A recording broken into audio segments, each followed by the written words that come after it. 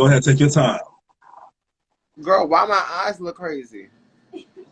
I don't know you have. Bitch, I look cross-eyed right now. Hold up. All right, take your time, babe. You said, hold on, baby. Hold on, baby. Girl, I'm going back to the first one. Fuck it. We here. All right, hold on. I was making some chicken, so my camera was greasy. Fried I'm not chicken. even joking, bitch. You wish I was joking, but I really was making some chicken, so my camera got greasy. I'm so mad because you didn't. I don't know you can cook. You didn't cook for me when I met you. You didn't ask me to. Oh, well, next time you got to cook me. So actually, next week when you come down, cook something for me. All right. So like I said, I'm not gonna keep you because I'm sure you got a lot of things to do. But yes, on the first time for Bob Radio, we have the icon, the legend herself, trendsetter, rapper, icon, Aja LaBeija. Hi, welcome to Bob Radio. Thank you for joining us. What's the tea? What's going on? You forgot to write the World Star Hip Hop Trend motherfucking setter. World star, hip hop trendsetter. Bitch, I inspired all those fights on World Star. It was me. I started it. Yeah, they started listening to Crown and started like mollywopping bitches. That's what happened. I'm talking shit. I'm here though. I'm having I'm having an interesting Friday. We're actually here. We're actually here at the bass practice for the House of Asia is happening right now. Hi, welcome LaBeija. How are you? Hello. Oh, hold on. Girl, hold on. How much chicken grease did I get on my camera? All right, well, you let me know. Let me know when you're ready. I'm ready. It's giving. All right, so I gotta get my questions out for you because I got a few things for you. Now, real quick, before I get started, is there anything that's off limits? No. No? All right, perfect. So I wanted to get you on here because, last time we did the first Bob Radio, is in the comments somewhere or back on my page, we did the Bob Radio for ICB, Violence Forever, which you were featured on. And I really wanted to get everybody involved to, talk about it. But I know you're a busy gal. You were working, so I'm not mad at you. But I did have some questions, so I'm going to go ahead and get started. So the first question I wanted to ask you was, what made you want to be on the ICB remix? You real funny. She said, plant this seed real quick. No, when it came out, I saw it on Twitter, and I remember listening to ICV and being like, I had to rewind it, and I was like, hold up. I was like, did this girl just snap? So just so y'all know, I literally found out about Kezra through somebody. I was like, I want a gay rapper on my album, and somebody tagged Kezra. Like, well, I'm gonna reach out and be like, hey, what's the tea? And it happened, and then Kezra was on Black Ariel. So yeah, so I kept following Kezra, and when ICD came out, I was like, ooh, this is nasty. This beat is nasty. This song is nasty. And then The apparently, producer's in here too, by the way. Mark is saying he's down there. wait, what? The producer of ICB, he's in the comments right now. Mark is saying produced it. So if you ever need some more inspiration, you got to reach out to him too. No, yes, the beat was fab. I lived. I got my life. I got it. It was. I hit up. I was like, put me on the damn song. And, well, there's a reason out already. I was like, put me on the damn song, and then we are the ICV remix. Yes, when I tell you, I was so because you had already reached out to me to be on your second album, and you was already so kind enough to just let me be a part of that, which was so big for me because at the time, I was really trying to prove myself amongst this little gay community, this gay rap community, rap period. And I feel like a lot of people, just because of my image, didn't necessarily take me seriously. So it really meant a lot that you just took the time to be so kind. And honestly, you opened so many doors for me just for that one little moment. Segueing, actually, one of those doors is that you're headlining Tampa Pride next week, the 26th, right? Yeah. And I'm going to be featured on stage with you. So how does that feel, being able to reach the masses like that and be able to come travel and perform? It honestly just feels like I don't know. For me, I've been doing this pretty much since I became an adult. So it's like I don't know life without being fab. I know life Mm. without being on tour, and I don't know a lot. I don't know what a regular job feels like. So I feel very privileged in that sense of like, I've always worked in nightlife. I've always had an unconventional like job. You know, I was a natural born, Mm. you know, A just natural born star. um. So yeah, I always chase my dreams, and I just do what I feel like is right. And sometimes other people feel like it's not right for me, but then Oop, she bitch, my froze. my phone went to sleep for a second. The Nap. chicken grease got you, gal. Girl, the chicken Which grease actually, came and kidnapped me. which actually brings me to actually another question I wanted to ask you because I saw here that you made comments about possibly wanting to get back on Drag Race, was just to like teach the girls about the correct terminology of a lot of things because they were speaking on certain things, right? And so I wanted to ask you, where are you currently right now with the idea of your performance and your art? Do you still consider yourself a drag queen or a drag entertainer, or do you just look at more as like a all-encompassing being that performs any genre they want? So I just think sensibly, if calling myself a drag queen is what's gonna get me paid, I'm gonna call myself a drag queen. But I really, am I being just really honest? Or I mean, No, but that's real shit though. girl, I'm not gonna come here and lie to nobody for no reason. Like it is what it is. Like for me, it's just me being the cunt. But like, I'm not The really. icon. For me, like I'm a lady, so I'm just like it is what it is. Like if you want me to, I don't know, put glitter into my eyeshadow, and then get on stage, and and say, "Oh, it's the drags, bitch." You can have it, So then, are you actually going to rejoin the franchise at some point? girl. They don't want me, girl. After I done said said all the shit I said, I mean, What did you say? What did huh? you say? What did you say? I just spoke up about everything that I felt was like off, and like what I was just always honest about it. People glamorize it and make it seem put it on a pedestal, but like I don't. I don't know. Like people with this like mother Ruth shit. Like that's not my mother. I don't even know her. Like I saw her on the panel, and that's what it gave. It's almost like when you walk a ball and like you got that one legend on the panel that you don't know who the fuck it is, so you just kind of Right. be like, "Oh, work legend," but like talk to her in real life. Do you know who she is? Do you know what her phone number is or her last name? No. Right. So the So opportunity presented itself. Would you say no? I wouldn't say no, but I feel like it would take something very special from. I mean, I just can't say that I would really care too much about the.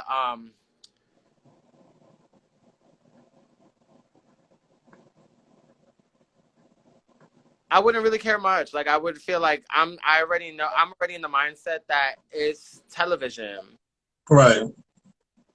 Like to me, it's not really a competition. So it's hard for me to like feel competitive because who am I competing with? The producers. You know what I mean? Like it's like I don't know. You could go on the show and someone could look absolutely terrible and do bad, but it And makes when? for TV.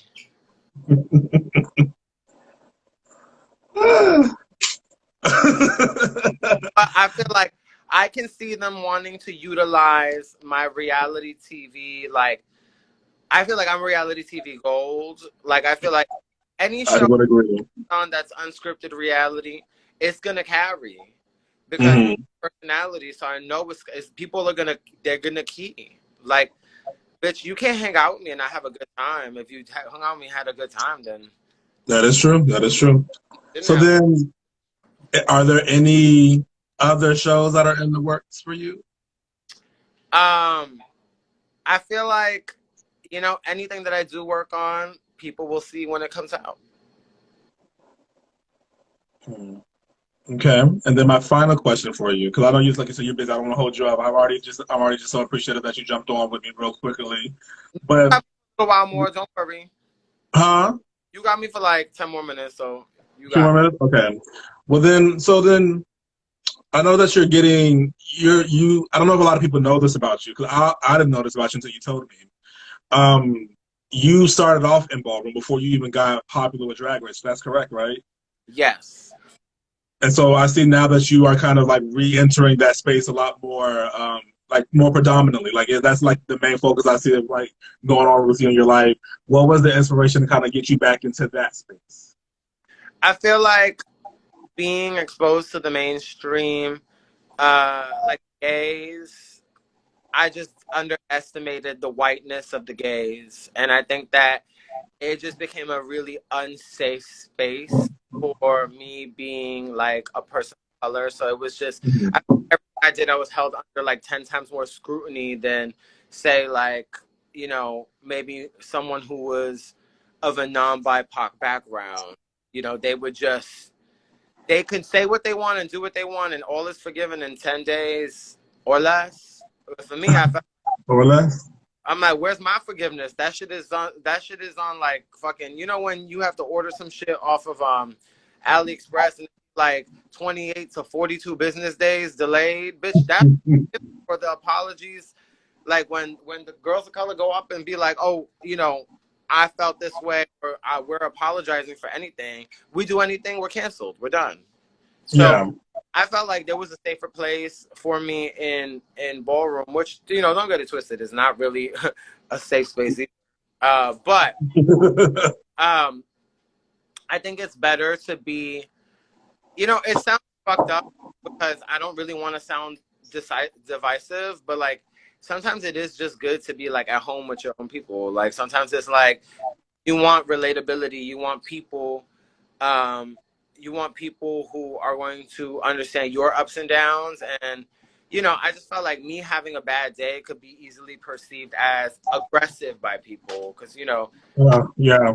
that's what they do. People love to spin narratives, but they don't even have the range to understand complex personalities, especially the traumas that come along with people of color. They don't understand none of that. So when you're in the mainstream and you're held under a microscope, suddenly everybody's an expert on this experience. But you know I feel like I came home. So then, would you say that you regret getting catapulted in that kind of like stratosphere of fame? Because I remember when, I'm used to people around my area knowing who I am because I perform a lot, I do stuff like that. And so like that to me, like it's still kind of gagging to this day, but I've kind of gotten used to people saying, "Oh, are you Keza?" Right? But when I came and met you, we were in New York City, and that's a big ass city. And the fact that we were literally sitting there at lunch, and somebody was just like watching you. Now, of course, I'm not registering who I'm sitting with. I I'm remember. just like, oh, I'm just kicking with my sis or whatever. And then as we get up to leave, this person kind of just like, oh my god, I'm such a fan of X, Y, Z. And I'm just like, do you ever feel like you regret being catapulted into that space where so many eyes are on you, so many people are forming opinions, things of that nature? I can't regret it because I feel like no matter what, it would have happened. I feel like, Period. you know, okay, I'm feeling myself right now, and I'll just be real. Um, you always get the truth out of me after you know, I just feel like I have personality, I have presence, and I have talent, and that's something that nobody can take away from me, and it's something that I'm confident about. It's something that I've worked on my whole life, and that I'm confident about. Period. So I feel like you know if it wasn't through Drag Race at one point in my life, it would have been something else. So I'm never in regret about being in the public eye. For me, it's more about I don't regret nothing. I feel more like I just wish that I wish that it was easier for people to understand that navigating fame and navigating having a million eyes on you is not easy, because Right. you could be having your you live your life now, and like you think like, oh, like nobody's watching me, I don't got to worry what I do. But what about having to worry like if your partner says problematic things, and what about when you have worrying about like, you know, if you said something in front of the wrong person at the wrong time, or like if you get caught in a photo doing something. You can't drink too much in the photo because everyone thinks you're an alcoholic. You was on a specific place at the wrong time, and people think that you're a meth head. Like literally, it's people will spin narratives that what they want to make of you, and you know, that's the part I don't like. It really is the price. People say, what is the price of fame? Bitch, the price of fame is everything. And when people say you sell your soul, it's not because of some drag race contract. Nobody pays attention to that. Nobody cares about that. You know, these girls be talking all the shit. They tell you the fucking winner of the show. They don't give a fuck. But you sell your soul because having everyone know who you are, suddenly your expectation for yourself as an individual will never be the same. You will never have the peace of privacy. You know, and like, well, you can. I mean, you can run your shit straight into the fucking wall, and you can be like, well, I'm done, because you know, a lot of girls, girl, Yeah, because some people have done that. I couldn't tell you who some of these girls are, but you know, for the girls who want to make a living, yes, you have to like really be careful. So no, I mean, I don't feel in regret. I feel appreciative. I appreciate my experience. And I do appreciate, you know, the things that I've done. I feel like people have tried to draw the narrative because of my disposition with my own personal, like, past drag experience. I feel like the tea is I'm comfortable with myself. So like, well now, but even when I wasn't comfortable with my presentation or identity, I was still very confident about everything that I delivered, every word that I delivered it. Whether it be on Drag Race, on the stage, in my music, I'm my biggest critic. Nobody take that away from me. So I'm always gonna know when I'm doing good and when I'm not doing good. I mean, I'll never tell you I did bad, but. But let me just say this real quick for some, because I'm realizing now. I'm realizing now that I'm talking to you, so I'm getting an influx of people that only know you and not me. Who I am. So for the person in the comments asking me, yes, it is my beard. I know I'm not a drag queen. I know by today's society standards, this is considered drag to a lot of people. I did start off in the drag community. I learned a lot from the drag community. I'm a rapper. I make music. Okay, so moving past that. So then I don't wanna keep it too long. I also have two other what happened? I said I thought you were a faggot. No, I'm straight. What do you mean? I love it. I like puss. Well, Ooh. that's not incorrect actually. But I'm gonna ask you my last question because I do need to get to these other girls so I don't keep everybody up all night bothering y'all.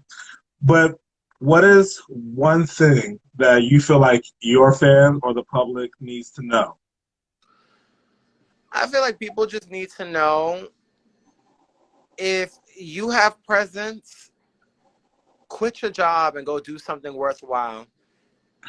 Those of you who don't have presence, stop trying to be big in entertainment. Hang it up and go. You're not entertaining. But for those of you who do, quit your job, bitch, and go get noticed right now. Because the problem we're having right now is that uninteresting people want to be famous for doing things they can't do.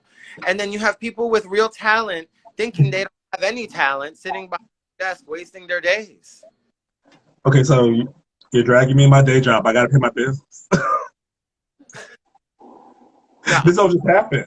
Ezra, I think you're an entertaining person. Well, I mean, yeah. Well, I appreciate that. Well, I'm not saying really actually go quit your job, but like, you know, give yourself a reason to like be like, bitch, Yeah. I'm my dream so hard that I quit my job because I'm making so much money off of my dream. I mean, I did. You know, one day I'm gonna get there. You know, and that's why we do what we do because we love it. Just like I put out Blunt Bang for the girls in the comments while we're here. We are celebrating the release of my new song, Blunt Bang. I see Ajay brought her bangs with her too as well. I had these on all day, but what's good? All right, is there anything else you would like to say to the girls before we disconnect? I would like to say, um, I really want to do a tour inspired by the ladies, and we're gonna call it the Ladies Who Munch. Oh, you want to do a tour with what? Inspired by the Ladies Who Lunch, but we're gonna call it the Ladies Who Munch. I can see it. You know what the munch, right? Cause we eat, right? We eat it, right? No, well, no, bitch. Munching is like the act of fillet. Oh, well, you know that too.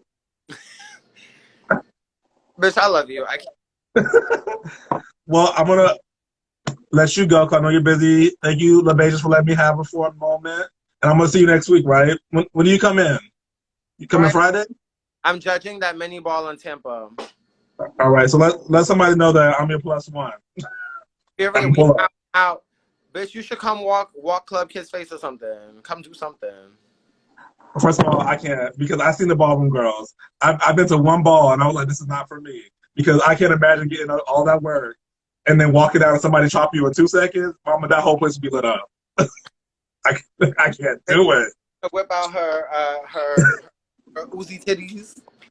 Y'all are, well, I tell you, y'all are so strong in that community. One of my friends did a ball down here, and it was like a kiki ball. It wasn't even nothing serious, and it was he was walking schoolboy realness. When I tell you, weeks of practice, and when I tell you that bitch got on stage, 2 seconds, chop. Well, I was like, this is not for me because. Mm-mm. But I thank you so much, Audra, for coming on. I love you dearly, and I will see you next week. And I'm gonna bother you all weekend. We're gonna take you to all the spots. So we get some food and whatnot. for all my people out there, I leave with this message. Taulima. Bye, days. I don't know how to get you out, so you gotta leave. Well, that was our special guest, Aja LaBeija, my sister in crime. I adore her. When she brought me onto the album, I know everybody's gonna leave that because she's gone, but if you would like to stay around, we have some more great artists we're going to interview. We have Avery, and then we have Callie M waiting, so stand by. But I just wanted to say real quick, thank you so much for just joining in for Bob Radio. And I just wanted to say, stream Blunt Bang, honestly. And without further ado, I'm going to see if everybody else is ready for me. Oh, they are. All right. So we're going to introduce two fabulous, iconic rappers that are in the community with me. Love them dearly. Well, I say love, but I mean I have high respect for them in that crowd. I don't know them. I just met the souls. But they have been so sweet to me and so inviting, and I wanted to bring them on so we can talk about some shit.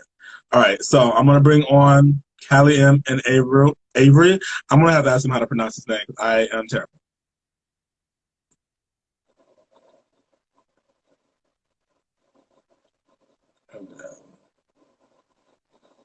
The girls are coming in the room. Yo. Callie M, what's good? What's going on? How are you? I'm good. Oh, shit. Hey. Hey, what's up, babes? Why? So you're gonna have to forgive me because, like I said, I'm terrible for pronunciations of names. How do you say your name? Avero. Avero. Okay, so I thought I was right, but I kept saying Avery, and I was. But anyways, welcome Avero and Callie M to Bob Radio. Yes, I don't have a sound machine, but there'll be a sound of applause. I want to thank you guys so much for jumping on. Mark Magella could not be with us tonight. He sends his regards and his love. So we have you two fabulous artists. So what's going to happen is I'm going to ask you guys questions as a group. I do have some specific questions for Callie because I was able to prepare for you more, but then I have more general questions, and then we can just take turns answering it. You can pick however order you want to do it. That sounds good? All right. Before I do that, though, do you guys want to give a quick introduction of yourself? Because I feel like you guys would give a better introduction than what I just gave. By all means. Let's off your stats and whatnots. Okay, I guess I'll go first. Hi, I'm Callie M. I'm from Brooklyn, New York. I'm a rapper / DJ / dancer. Been rapping for about maybe 6, 7 years now. As far as music, I started out as a battle rapper and I transitioned to music in 2017. So yeah, so it's been like 5 years now since I've been doing music. Period. You stopped battle rapping? No, I'm still battle rapping. Well, I'm returning back later this year. Really? Silver Prism? Yeah. Period. Okay, well, I guess it's my turn. Oh, come on, put pussies on My name is... sideburns. Okay. It's like you jumping up. Okay. My name is Avery. Stage name Avero. I am a singer, songwriter, rapper, producer, engineer, one-man band. I do everything myself. I have been doing everything by myself for the past. I just made 26 a couple of days ago. So 22 years. Yeah. Happy belated birthday. But I do not have a full body of work out yet because I'm a perfectionist and I don't want to just put any raggedy old thing out. I'm also always scrapping shit because I never think shit is good enough. But yeah, you know, I like to be more behind the scenes, so I do work on everybody else's projects more than I work on mine. And yeah, and to answer the comment, I am learning to my own. I'm almost there, but we're getting there. Excellent. All right. So then what I'm going to do is I'm going to start off with the personal questions real quick because I did was able to come up with some for you, April, as well. And I'm going to start off with that first. That cool? Mm-hmm. Oh, wait. All right. Excellent. Wait. You starting off with Callie or you starting off with me? I'm going to start off with Callie. Yeah, I thought he was talking. I'm sorry. I thought he was talking about me. So what I'm going to do is I'm going to intertwine a personal question so that way nobody's just sitting around just like staring at the screen. But I'm going to start with Callie. So Callie M., you know, I noticed a lot of your music, you know, once we bypass the dope lyricism, the production, all that great shit, you know, that you're known for, it feels like there is a lot of hurt in a sense of like romance or like longing for that. And I wanted to dive past this. I know anybody can talk to you about your bars and whatnot, but I noticed that a lot in your music. Can you dive deeper into that for us? Sure. Are you talking about the recent project or are you talking about Yeah, like in general? we can definitely start with Nightcap and the recent project. Okay. So Nightcap was actually that whole lineup on the EP, the Sunset, Nightcap, and TBH. That's all the storyline that I recently went through this past year. Like in Sunset, it starts with like, okay, this guy, like he, you know, actually is about that. All three songs is about the same guy, and I've dealt with this guy when we were teens, when we were teenagers, and he actually was on like he was in jail twice, so he's like a 2-time felon or whatever. That's his business out there. But when he got home, how coincidence, I was DJing his niece's birthday party. In my mind, I'm thinking he's still in jail, right? Thinking I'm not going to see him, whatever the case may be. So we saw each other, we reconnected, took off from there. And Sunset is basically saying all the stuff that he did when he first, you know, got back, when we first rekindled. And then Nightcap is, all right, where's this going? Like, I'm not about to be playing relationship without the relationship. Like, you understand what I'm saying? Like, I'm just not about to just be doing relationship shit and I'm single, you know? So that's basically what that is. And then TBH, everybody thinks that the song is called To Be Honest, but that song is actually his name in initials, TBH. Oh, wow. So, and that song is more of a direct conversation more than it is lyrical or like trying to be creative. It was just me just basically telling him what I really, really want to say through music, like just a one-on-one conversation. I didn't really care if anybody else heard it. That was my one-on-one conversation with him. So yeah, I think help with, as far as your question goes, I think with me, the reason why I go that route is because I tend to hold on to, I'll be honest, I hold grudges. You understand what I'm saying? It don't take long for me to, it takes very, very long for me to get into a forgiving space. So I think that was a method in order for me to like, just wrap it up and just move forward. Like, and I think like rapping about it, it helps me move forward and go about my business and just be head on and trust in God and keep working hard. And it paid off very, very well. I actually have an announcement. Well, no, not today, but like Oh, when stuff is set in stone, a Bomb Radio exclusive. stuff is set. There's something in the talks. Let's just say something really, really exciting that I'm really, really excited about. I got the news today, and I'm just over here shaking. I'm nervous. So, Okay. Well, when that versus with Nicki Minaj happen, you let us know. That's the news. I will. No, that's not the news, but I will. All right, excellent. So then I'm gonna hop over to Avro.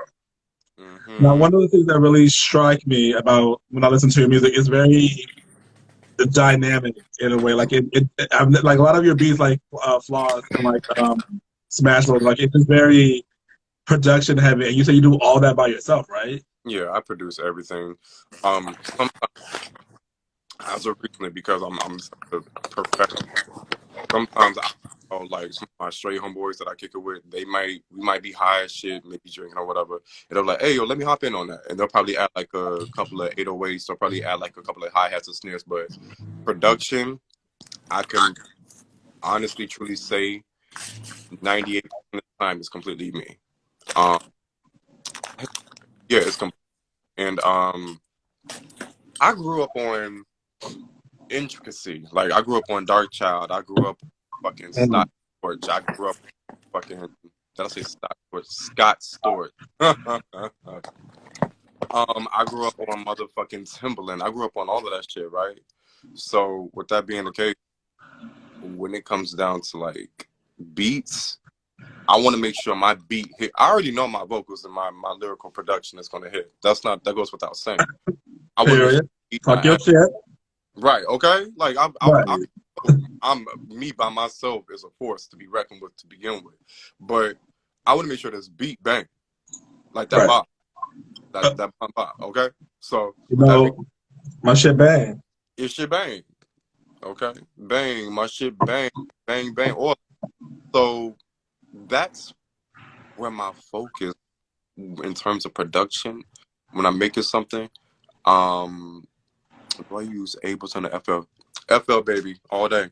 I started using before it was called FL, it was called Fruity Loops Studio 4. It was the very first time I transitioned into digital production, and I haven't been able to separate from the FL series since. It's always treated me well. So, but yeah, I've always been into intricacy in terms of production. Even when I'm working with other people, I don't care what kind of simple shit they want. I have to add my own intricate spin on it one way or another, you know? So, yeah. And I love that. Definitely shows. I have a song called Vertical. I cannot wait for the masses to hear.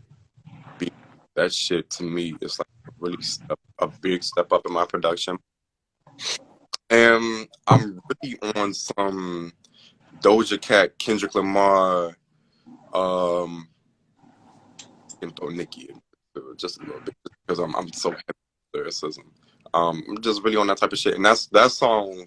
The reason why I want to put that up is because I feel like there's going to be a step away from all the pain that I've been dealing with. It's basically me talking about releasing, letting go, and you doing you. You by all means you do, and I'm not even talking about. I don't care for romance right now. I'm talking about like friends, like. Like you do you. I'm gonna do me because I've give so much in terms of loyalty and honor and respect to a bunch of people who don't give that back. So Vertical is me. While you down here, I'm just gonna go up.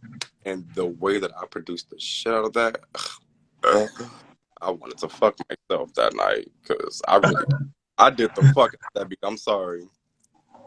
I love that. All right, so I'm going to do one more personal question just because I want to make sure I get all of us involved at one time on the question. But I have this question written out for Cal, and I wanted to ask him this because I find it so, like, crazy. And you touched on it already as well. You said that you were a battle rapper that moved over into... I'm echoing. What's happening? I thought it was me, but it's not. I just fixed it. Can you hear me? Yeah, I can hear you. All right, so What was the question I had? Okay, so yeah, it's about your battle rap pushing over into like making regular music, and I wrote the question. I was like, I feel like we know a lot of rappers who were great at rapping and battle rap, but they did not transition well over to like making like digestible music for the masses. And I feel like you do a really great job at that. Was that hard for you? And how did you like? What are the steps that you have to take in order to remember? Yes, I'm a great battle rap, and I want to bring that energy, but I want to make it accessible for the girls, the masses. Yeah. So I think transitioning into a rapper was easy. Transitioning to an artist was the challenge, and I don't think that I found artistry until like I wasn't comfortable with myself as an artist until the second album, until my second EP, which was like 2 years ago. And as far as like experimenting sounds, because me as a rapper, I know what I like to listen to, and I know I'm into punchlines and I'm into creativity and shit like that. So I was always big on that. Like and I'm still like that to this day. Like even with this last project, every last punch, it seems like with the rap songs, every last line is a punchline. Something means something or is leading into Yeah. the next punch or whatever the case may be. But I noticed that you also gotta evolve with the times. And Mm. a lot of the times now is more so something catchy. I wanted to incorporate that but still stay true to myself as far as like with the punchlines and everything like that. But being more catchy, being more open, like trying new things, experimenting new sounds, and working on hooks. For example, I don't know if you are familiar with Tanisha Kelly, the singer. I know you guys did a song together, Yeah, we did a right? song together. She's one of my all-time inspirations that I've been listening to since I was like 15, and we did a song together. It was supposed to be on my last EP, but we ended up releasing it on its own, and still one of my top played songs too to this day, which is crazy. Even with the new EP out, like everybody loves that song.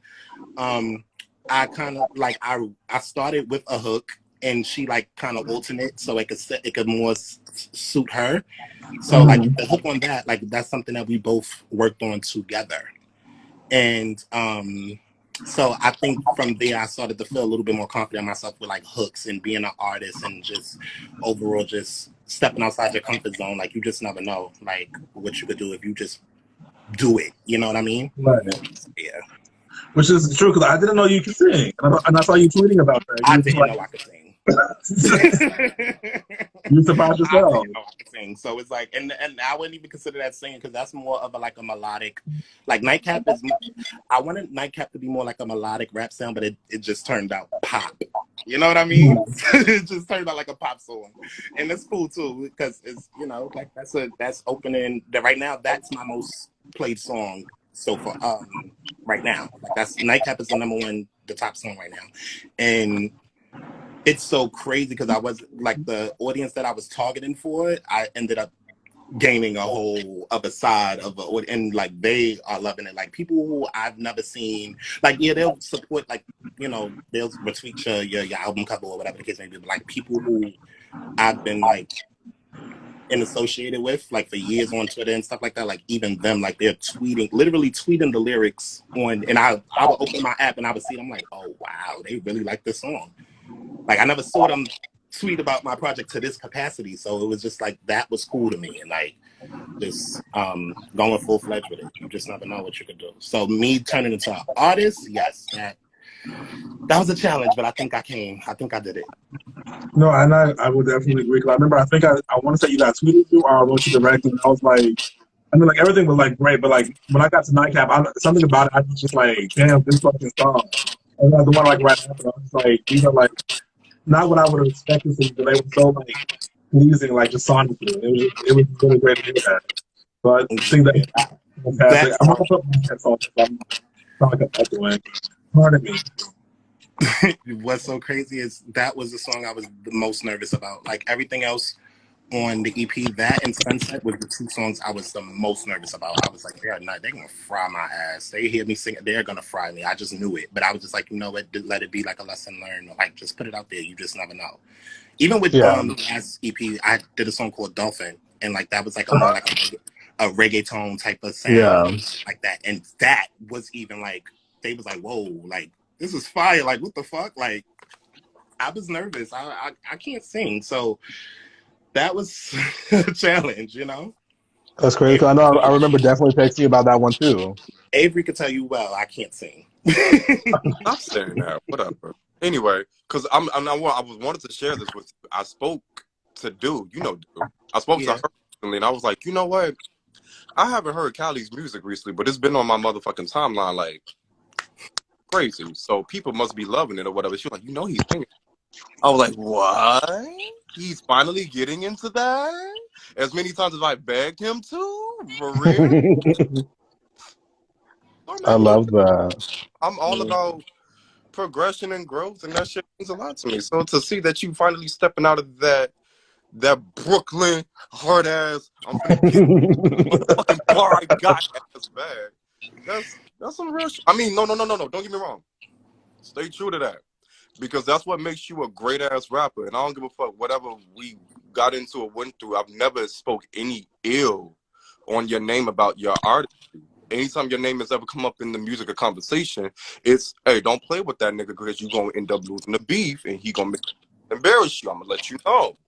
Yeah, there are a couple of people that I just know that I'm like, I didn't watch him I don't see clown much of beef battle. I didn't watch him clown niggas in all kinds of, in fucking groups and shit. I didn't watch him clown niggas several times. I mean, go ahead, sister, if you want to. Keswick, did you know that we knew each other? I did not actually. Did you know that we dated? That's my ex-boyfriend. This is my Y'all lying. What? I'm so serious. Dead ass.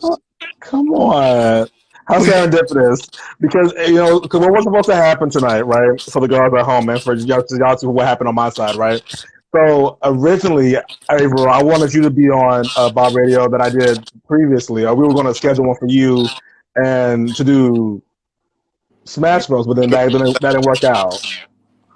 And then, so tonight, I didn't ask you first because I was like, oh, these two they had done something recently, so I wanted to discuss what I was listening with them.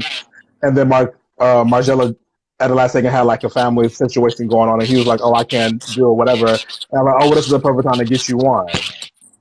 So like all this happened, like April jumped on like literally like I wrote you what 2-3 hours ago. Yeah, it was literally like 2 hours ago.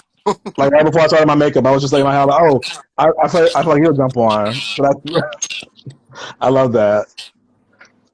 So then the question I have later will be fun too, probably. I'm so sorry. I'm so sorry. Oh my god, I'm so sorry for laughing like that. Wow, Destiny. Oh my god. What happened?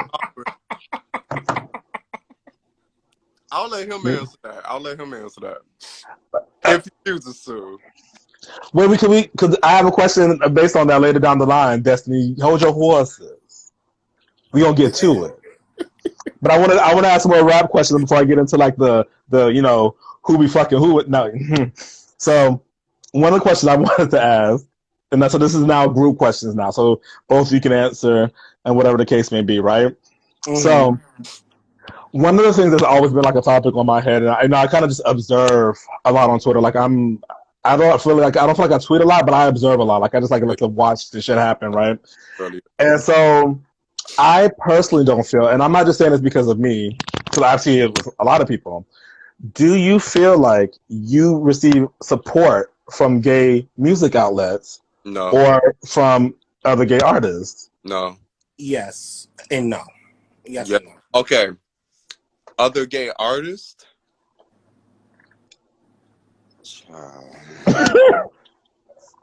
Sponsored by Mix Moscato.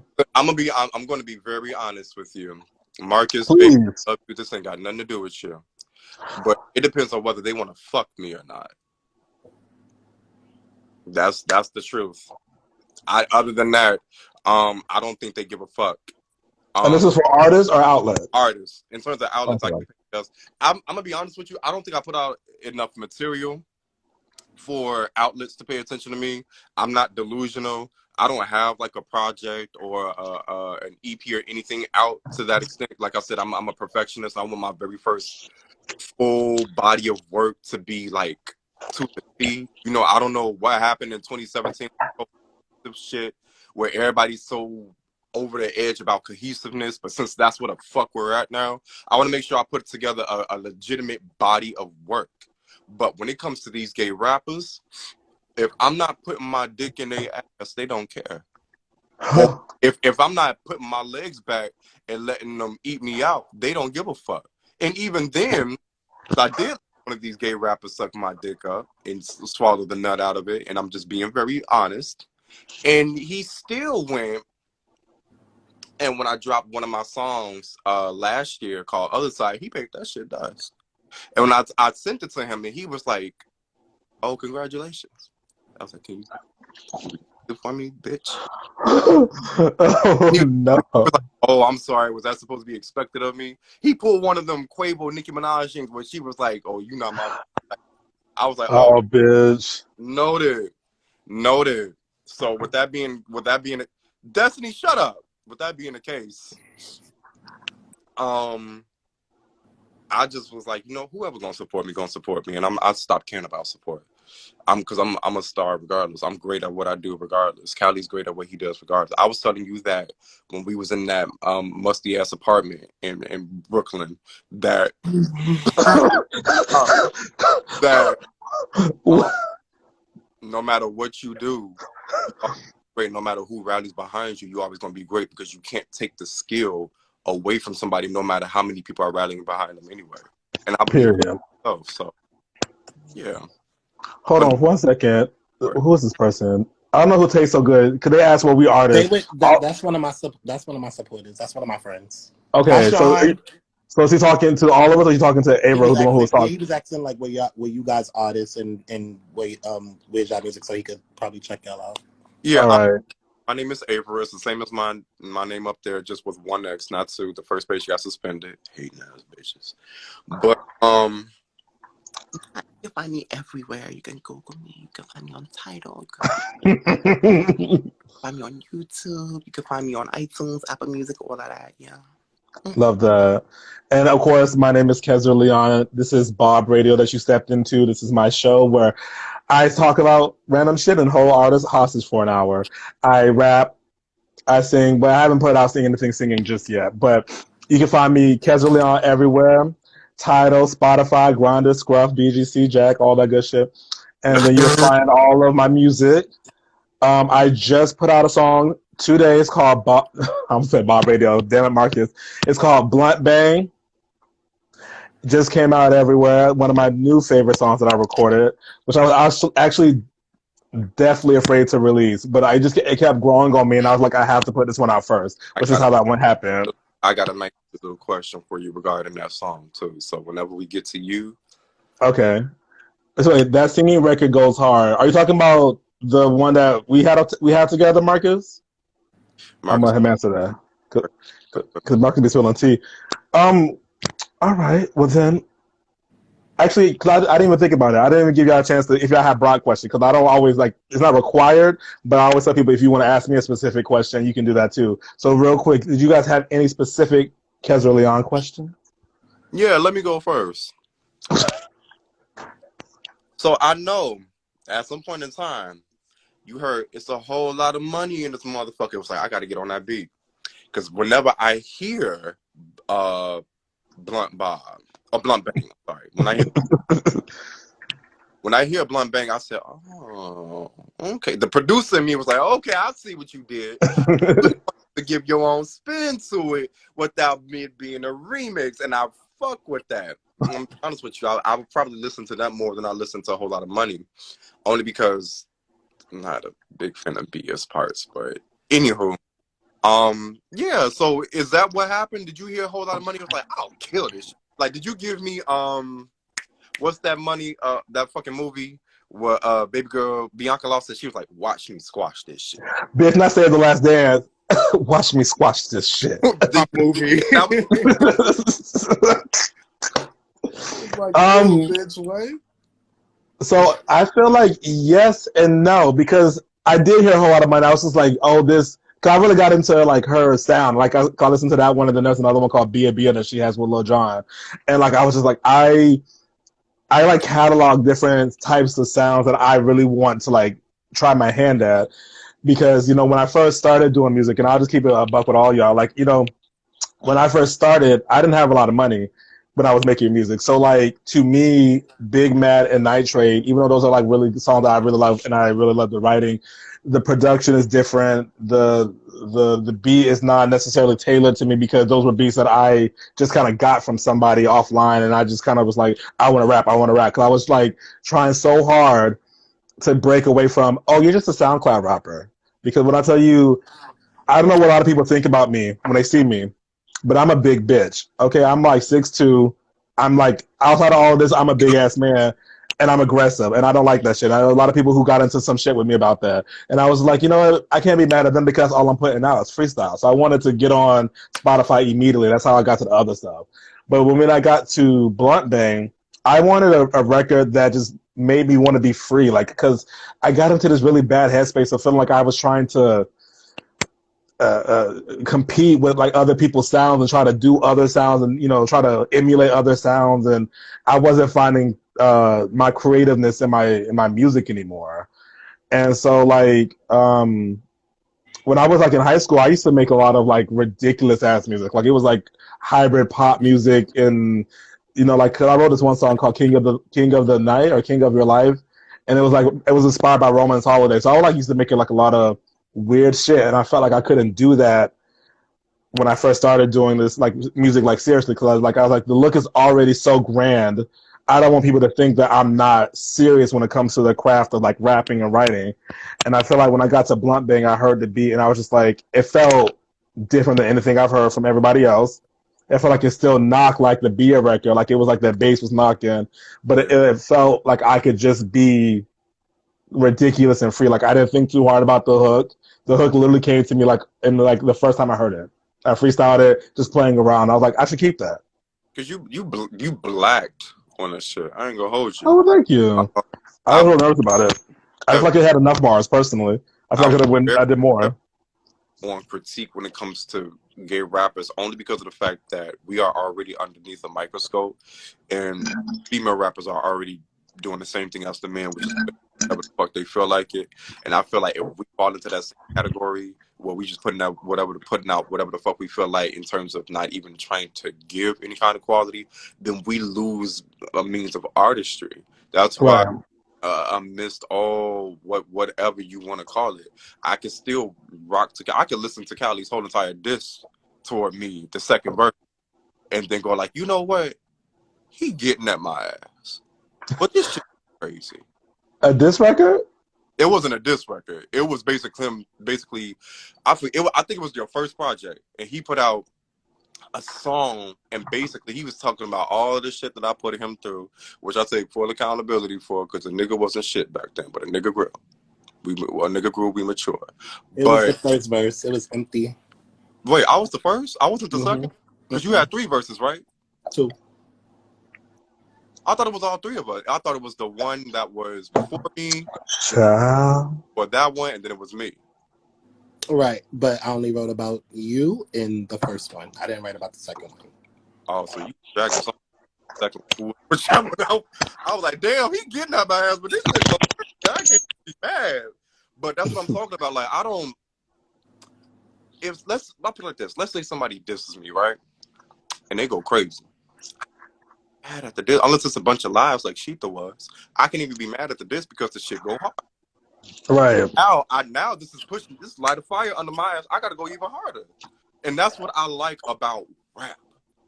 It you motivated, it pushes you. And I just feel like a lot of times, like when I listen to Blunt Bang, I'm like, yeah, this nigga, he was feeling his dick and his pussy at the same time, because Yeah. he getting it. So I don't hear a lot of that in gay rap no more. I hear a lot of fuck me hard, fuck me raw, yeah, and I'm just like, bored. I'm I bored. like to talk shit, and I I I'm surprised nobody has thought that I like was talking about them, because I mean I don't be dissing nobody, but like I just like to like if I'm like talking about somebody, it's probably somebody outside of like rap, because I don't know any of y'all personally, so like I'm not trying to like come at somebody, but like I like to talk shit and I like to like put it in stuff. I like to come. To me, I As you look at rap as like should. a sport. I look at it as a sport, and I feel like You know when I what? get on the Listen here. track, I want to beat my chest and be like, bitch, don't take this bob and these lashes And and think I can't out rap you want to you, know what bitch. fucked up? The fact that the main bitch that all three of us love, the main bitch that they tried to crucify for doing that shit because it was like, oh, it's a new age, new this. Now y'all bored. It's Now y'all rap. bored. First of all, Hello. let me just say this too. Like, honestly speaking, rap is a competitive sport. You understand what I'm saying? I dead ass as a battle rapper, right? As a battle rapper, I would dead ass sit there, curse my opponent out, call them all types of bitches, whores, talk about their kids, talk about their mother, talk about their dead, everybody, right? Everything is off limits, and vice versa is done to me. And we will go right out to BBQs after and have a drink. Because that's That's battle just the rap. competitiveness of rap. There's Right. no. Listen here, like I'm sick of this shit. Like I'm I'm so so sick sick of the of. fucking kumbaya, the You holding hands. can be You bitches competitive don't without like having each other. animosity. I just want rappers to know that you can be competitive without it being animosity. But if you want pop shit, just be prepared. You got to be Weird. whatever you dish out, be ready to take. I feel It's like just what something makes Period. simple you as a that. rapper is the fact that you have the ability to not only respond, but respond efficiently. And then in doing so, when people recall this shit back in history, I can listen to Kim and Remy shit and go like, all right, Kim, you missed here. Remy, you missed there. But y'all doing such a good job. And thank you to this one for actually putting me on, because when I see it's still probably one of my favorite disses ever. I'm listening to When I See Her, and I'm like, yo, this bitch is really getting at this 5'6" faces having ass bitch. But she going crazy. And then Kim, what did Kim come back with? Shook Hands? Fuck you. This is for the hoes that hate me. Part of my face, And but I before and just after. need to. No, shook hands came first, and then it was Okay, so let me start. Shook Hands was probably one of my favorite disses that Kim ever did. And then my right shit. after that, Ain't No Shook Hands of Brooklyn. That was my shit. Then after that, Cross that bridge. Mm-hmm. That's my that's shit what I'm too. saying. Like they besties now. Of course, it's to spite one girl, but they besties. No, but because to me, I've heard a lot of the gay rappers put out tracks, and I've heard them talking mad shit, and I've never felt offended by a record. And I'm just like, it doesn't, to me, it never takes away from what I do and my talent to retweet somebody and be like, no, that was fire. I ran into so many people's DMs. Hold on, I'm sorry, there's a wig in my child. Just a wig in my. It's a wig in my. It's not easy being a bad bitch, but there's so many people I see talking mad shit, and I'm just like, I've never felt offended. That's how I think I started talking to Jay Ling. I was like, I heard something he did, and I went right to his inbox. I was like, yo, this fucking song. Well, I thought you destroyed it, Devon. I never even heard of you before, but I saw this one moment of you, and I was just like, everything. Like, because I'm a fan of rap, period, and so like, Oh, I never take anything seriously. there's nothing wrong with saying, even to my peers who are the singers. I go to them all the time, like, you know, you sing better than I wish I could sing as good as you. And they're like, what, Avery? Do you know your music slapped it up? Bitch, this ain't about me. I'm you because I appreciate for what you bring to the table. Same thing with rappers. But I barely get to do that with the gay rappers because the gay rappers all sound alike. Everybody trying to be the gay Nicki. Everybody trying to be the gay Azalea Banks. Everybody trying to be the gay Cardi B. And that's what they name. Why I don't know why they would have spot.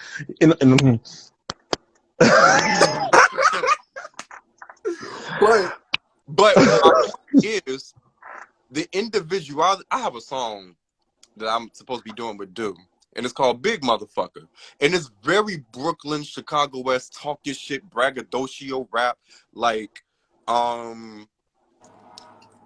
do I come up on the way that AV get a bust and niggas sick will get the Robitussin and I don't do no fussing the damn pain and the discussion. Like, I like shit like that because first of all, the flow is dope.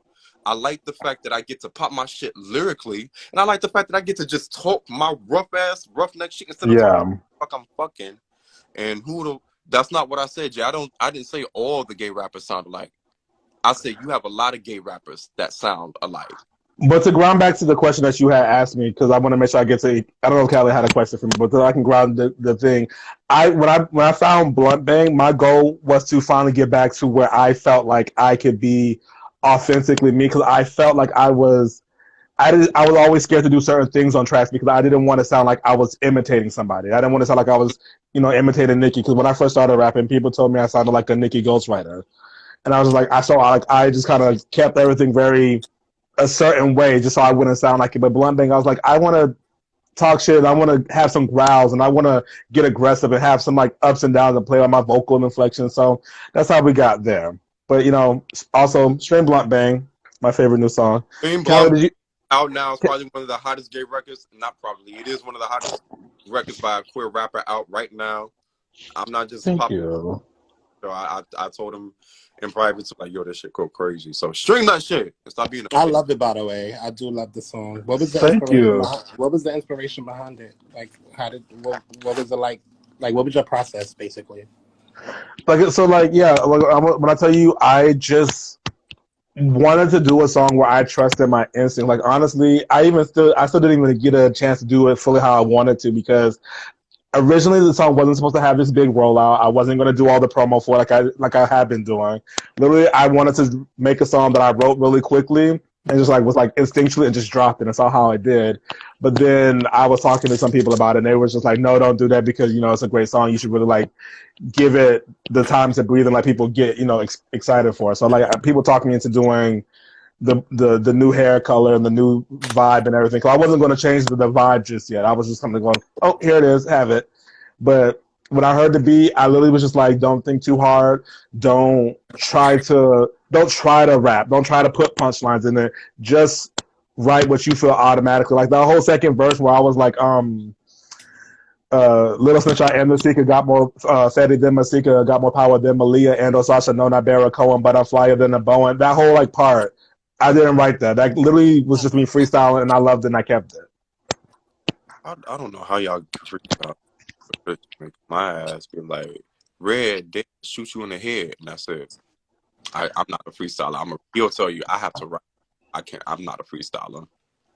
It's like I don't know how to describe it. It's like, cause I don't really consider myself a freestyler, but when I hear beats, I just started kind of playing with like a flow, and then I like started like and I started going from there, and that's how I kind of built it. So like when I had that part that part was like I freestyled, and then I wrote everything else around that part in the verse, and that's how we kind of got like the transitions to everything in that second verse. We fuck with that. That's ingenuity and creativity right there.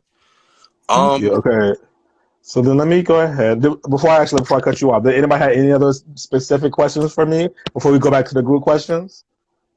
I just really wanted to get that one out the way because the producer in me was just itching. I was like, he wanted to give that beat his own spice, and I feel like because he did it more than justice, and I love it. So I had to just get that out and ask that question. But I'm pushing inside here, baby. Excellent. Well, then here's a fun question. Do you have beef with anyone? If so, do you want to talk about it? Can you talk about it? I smack the shit out of every last one of these bitches. Nobody ain't beef with me. Like at all. I don't even want to think about that. Like nobody ain't playing with me. Ain't nobody gonna play with me. Listen. He will smack you. Oh yeah, because y'all know each other in person. Have you seen Callie fight? Have you seen him smack somebody? Girl, I've seen Callie angry.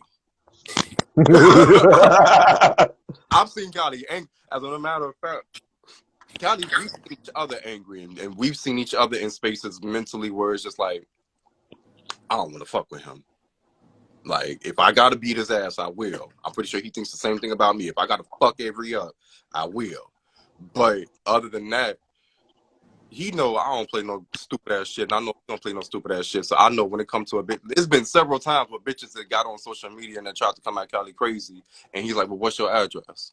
I don't do that no more. I'm sorry.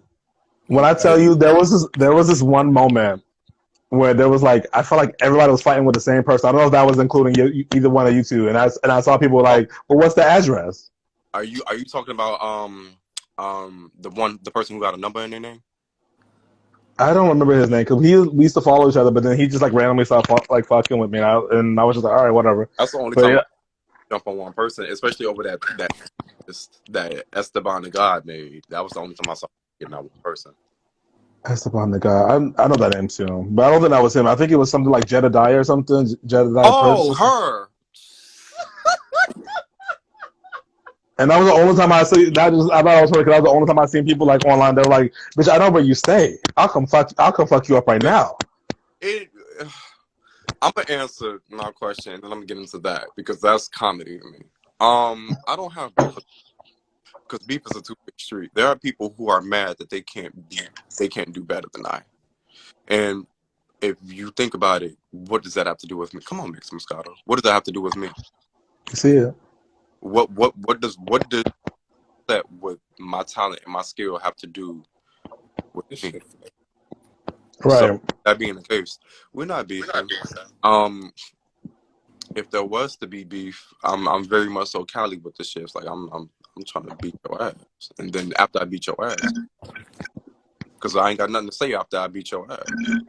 I don't really like to do too much talking on the internet because that's children.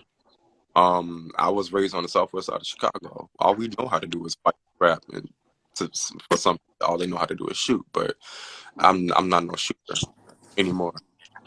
My You father. really right. You really shoot. But All right. So go with ahead. that Sorry. situation you brought up, I think that's just a lost cause. I haven't spoken a word to her since she came at Mikey crazy, and I had to let her know. Well, first and foremost, and this is when I was like very big on loyalty and being loyal to people. And when you come from my best friend, you come from me too. So let me let you know, like, you need to sit the fuck down type shit before I whoop your ass. She be proper and polite. That man No, go ahead. has a I'm stop playing. I'm sorry to get it. man that is not directed in the right place. If you put it in your music and you got at people appropriately, the way that you think you get them on the internet. When we go to, I went to listen to one song of his, and it was like,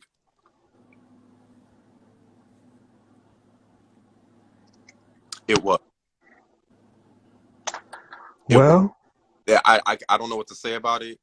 It was just there. It had only 3 plays after being up for a year for a reason. And yeah, I just don't feel a need to entertain someone like that. I don't think anyone should entertain someone like that. If you feel the need to try to get at everybody to cause some type of stir, then maybe your music is not all that good and you need to go back to the drawing board. And just maybe go to school or something, you know, try to get you some intelligence, and, learn, and then come back with some better material. Maybe we could think about a conversation. well. So That is I never even knew the full account. I think that was when I had just started getting on Twitter because for whatever reason I had this really dumbass idea that I was never going to get a Twitter until I was famous when I was younger. So I got to Twitter like hella late. So like I and so Oh, you and gonna so let make your Twitter? huh? You was gonna let Soldier Boy make your Twitter? I don't know what happened. Because like literally all that like stuff that people were doing on Twitter, like the fanning for Nicki You and ain't just all catch the that. shit talking, I didn't catch it. And Soldier Maybe. Boy Minaj's Twitter. That's how she got on Twitter.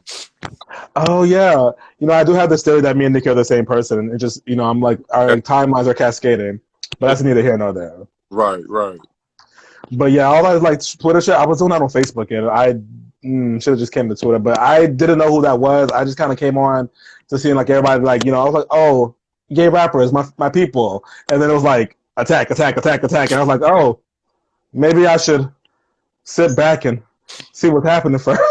Yeah. And you know what? Kesram? Well, not to me though, to specify. It was like I was watching them fight with other people, and I was like, maybe I should. Like me being so loyal to Mikey, and this is my lesson, what I've learned, and this is why a lot of people have gripes with me because of this. Mikey has gotten into it with a lot of people, and me being the defensive best friend that I would come up right behind him and be like, bitch, You want to get beat up. You trying to go for blows on wax. Like, trying to do, and I had to learn to stop doing that. Just like you came in, and you saw that everybody was getting into it. You ain't hop on the bandwagon. It was like, yo, let me just watch. That's how I am now. That's exactly how I am now. I said, I don't know what that's about. I I don't don't know Watch care. and what that's laugh at about. you. I don't Like care I who do. beefing, who going at it on the timeline. Ain't none of my business. I mind my business. For all the business that I jumped in that wasn't of mine, I'm sorry. I will shut the fuck up. But I've learned and that's nothing bad to say about Mikey at all. But Right. I stopped being this ride or die ass nigga for people who don't reciprocate. And even if you are reciprocal, I'm just now so much. I've garnered so much growth and so much maturity over the years. I literally just turned 26 a couple of days ago, Yeah. and me being 26, it's just like, damn, bro, you can't be doing that shit. You too old for that shit. Like, you got to grow up. You have to mature. You have to you got to move a lot smarter. Like, you're supposed to be a brand. How is this going to reflect on the brand? You know, you Right. all with bitches because your friend always getting into it. That's pathetic. That's pathetic. So when I see some shit on the timeline, I grab my blunt. I like that bitch and I enjoy the show and I mind my business. Period. I don't ever jump in. Obviously, I don't feel like I even know enough people to have beef with nobody. But like, I remember when I came on, I saw that, and I was just like, so. You just show so much love overall, and you're just so sweet. I don't want to people want to beef with you. Well, thank you. But no, because like I said, I have no problem showing love. Like, I'm a fan of rap, and I was so excited just to see other people like me just doing it. And I came out, I was just like, love. And I mean, like, I'm not fake. I never show love to anybody whose track I didn't like. And like, so like, if I didn't like a track, I probably just, didn't say anything at all. Like, I probably just moved on from it. Because I don't want to, because you don't deserve that. And I don't want to give you fake shit anyway. So like, I'm not going to, oh yeah, that was great. No, damn well, I didn't fuck with it. If I didn't fuck with it, and I feel like that a lot of times tracks just aren't for me. And so, like, just because I don't fuck with it doesn't mean the world doesn't fuck with it. And so, like, what do I look like going on, like, oh, this was trash, this was X, Y, Z? No, it just wasn't for me, Yeah, you know? And I respect that.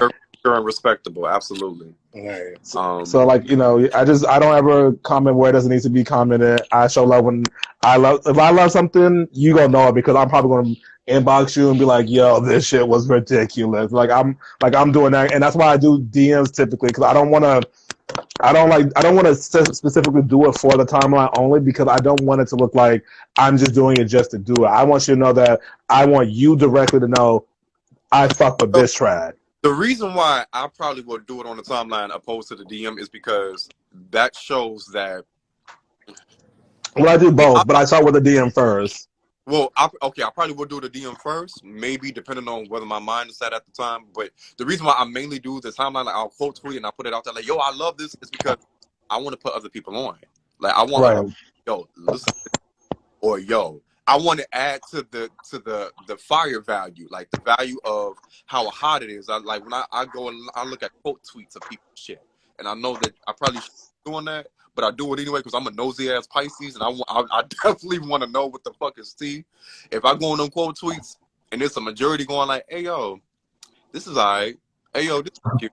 If I see this is cute, I know to expect something of the mid tier because I don't. Oh my God. Take cute as a compliment. I think at all. I think this is cute as like a backhanded compliment, like, oh, this is okay for whatever you can give. So I'm sorry. Like, what the fuck do I look like? And then a bitch goes like, okay, sis, this is cute. Thank you, girl. I'm glad you like. Nah, bitch. You just said it was cute. You ain't say, hey, yo, this was fire. This is dope. This is hot. You said it's cute. Cute next to gorgeous. Gorgeous is going to devour cute. So, somebody tweeted something like that to me just the other day about the Blunt Bank song, or not the other day, like I think last night, and I can't remember what it was said, but I read it as like it was so like they didn't fuck with it. They were just trying to be nice, and I was like, thanks. Like that's it. Like I'm not gonna argue with you about it, but I'm like, yeah. You feel it. You feel the difference. Everybody's entitled to their own opinion, but I'm more so the type that if I think this is fire, I want the world to know this is fire so they can hear it for themselves and they can get onto it too.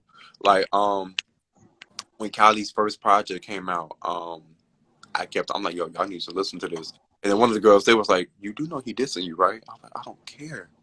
It's get into it.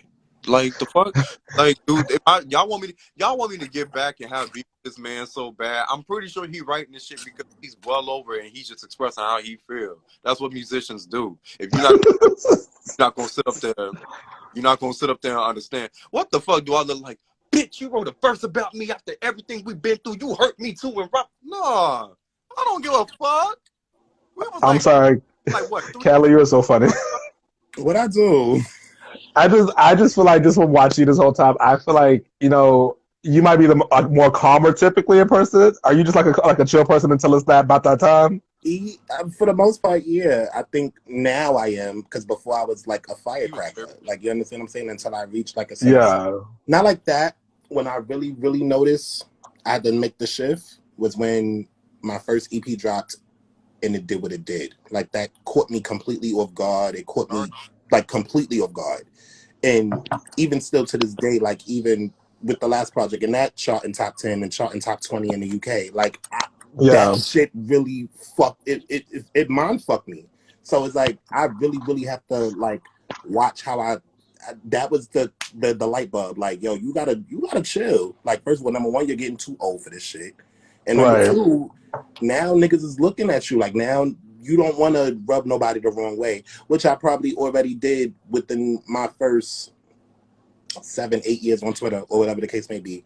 And I don't give a fuck. Back then I didn't give a fuck. But like now I just feel like y'all don't know that me is not no more. Like I'm a total new I'm an artist now. Like I gotta right, you gotta rebrand and you gotta there's nothing wrong. I think that mindset of like, oh, that's just the way I am, that will hinder you from so much shit.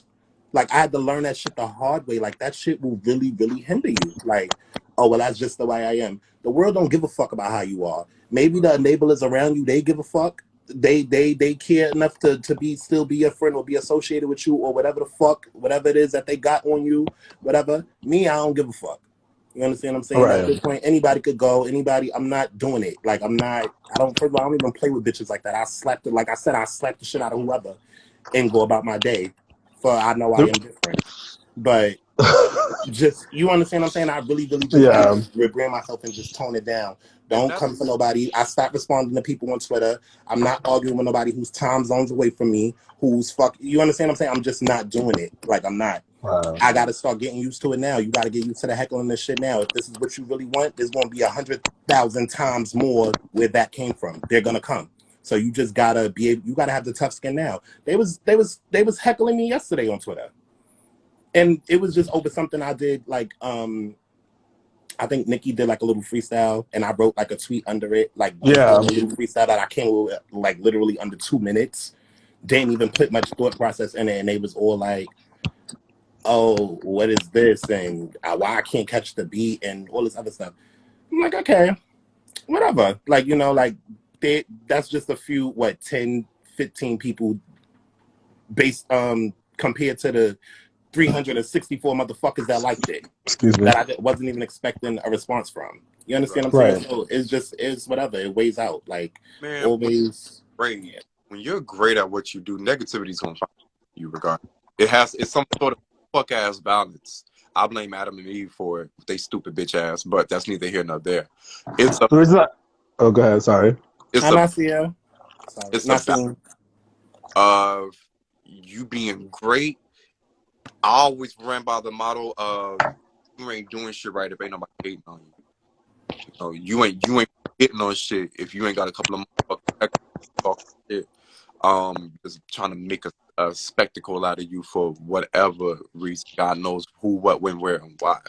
And that's just, I mean, it is what it is. I think I put out my Need to Know remix. I know I sounded good. I was switching flows like crazy, effectively, and my singing was very auto-tuned, but that was the vibe of the song. Yeah. Somebody came up on there, they was like, y'all, do y'all hear this motherfucker singing? Like, what the fuck is this? You the only person in my life to ever say some stupid shit like that. You think I'm gonna give a fuck? Like, I expect you to be a hater. I expect you to be mad. I expect you to not understand my artistry or where I'm going with this particular thing or whatever the case may be. Because there has to be that balance. If I ain't have nobody coming up under here going like, yo, this shit whack. I'm not doing my job right. That's just how I feel personally. Other people could abide by different means, but No, but I feel that because I remember somebody when I put out my Crown Me video, somebody came up on my Instagram. They're like, "Oh, this is not it," and I went to their page and it was like they were rapping on a golden 2002 Toyota Camry, don't and it I be? was just like, Don't it and I be was just like, fuckers that ain't got no quality? and I was just like, first of all, you can't catch a beat. You're not as pretty as me. Let's just do that because your face is not seeing mine. Period. Your bars ain't seeing me. Nothing about you seeing me except for the crust around your eyes. And I'm just like, you want to come at me sideways about a video? And I was just like, I'm not even gonna argue with you. People just started jumping on them in the comments, and I was just like, y'all do that because I'm not doing it. Right.